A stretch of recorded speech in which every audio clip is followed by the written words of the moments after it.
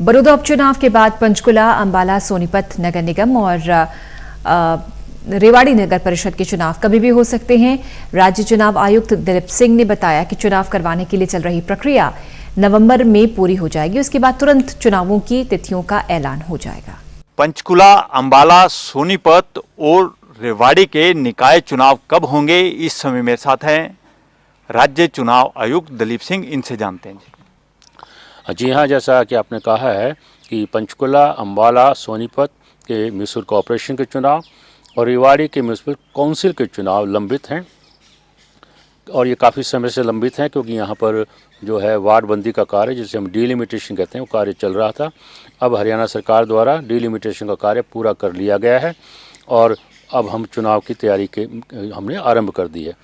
इसके प्रथम चरण में हमारा जो कार्य होता है कि हम जो वोटर लिस्ट होती है, मतदाता सूची जो होती है, उसे हम वार्ड वाइज डिस्ट्रीब्यूट करते हैं, जिसकी हमने जो है हिदायतें सभी उपायुक्तों को दे दी हैं और इस वक्त उसका कार्य प्रगति पर है।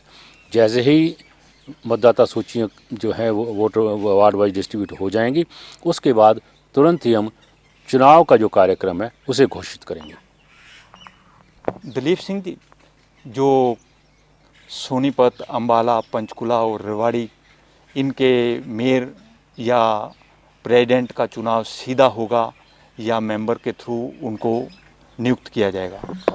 देखिए, इसमें पिछले साल हरियाणा सरकार द्वारा जो म्यूनिसिपल कॉरपोरेशन एक्ट है उसमें बदलाव कर दिया गया था और जिसके चलते अब म्यूनिसिपल कॉरपोरेशन है, जो हमारे नगर निगम है, उसमें जो चेयरमैन के जो चुनाव हैं वो डायरेक्ट किए जाएंगे, प्रत्यक्ष रूप से किए जाएंगे।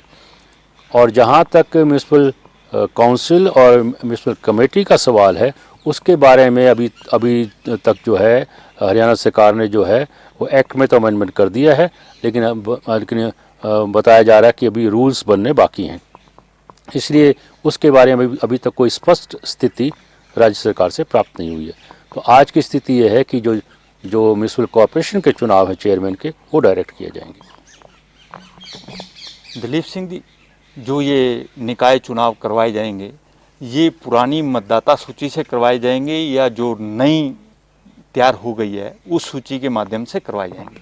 देखिए, जब भी चुनाव कराए जाते हैं निकाय के, तो उस साल की 1 जनवरी को उपलब्ध जो लेटेस्ट सूची होती है उसके अनुसार कराए जाते हैं।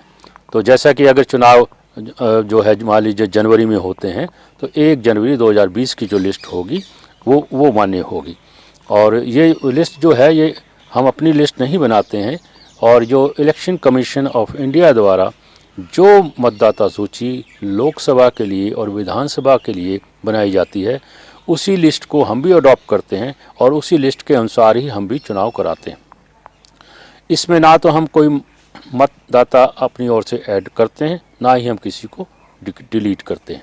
कई बार ऐसी स्थिति आ जाती है कि अगर किसी मतदाता को ये शिकायत हो कि उसका नाम मतदाता सूची में नहीं है, तो वो तुरंत अपने उपायुक्त से संपर्क करे और अपने नाम को अपने विधानसभा वाली मतदाता सूची में डलवाए।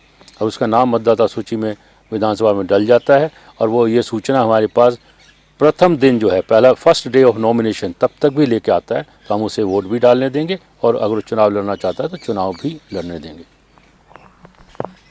दिलीप सिंह जी, जिस तरह आपने कहा है कि नवंबर तक आपकी चुनाव प्रक्रिया पूरी हो जाएगी, तो उसके बाद कब चुनाव हो सकते हैं?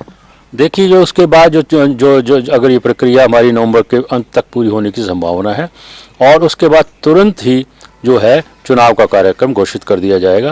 मैं इतना बता सकता हूं कि हमें करीब 25 से 30 दिन इस कार्य में लगते हैं। तो तुरंत उसके बाद में, नवंबर के तुरंत बाद किसी भी समय ये चुनाव कराए जा सकते हैं। ये थे मेरे साथ राज्य चुनाव आयुक्त दिलीप सिंह। इन्होंने बताया कि सोनीपत, पंचकुला, अंबाला और रेवाड़ी के चुनाव नवंबर के बाद किसी भी समय हो सकते हैं। इसके साथ साथ इन्होंने ये भी बताया है कि अंबाला, पंचकुला और सोनीपत मेयर के चुनाव सीधे होंगे। Anil Kumar, total news, Chandigarh.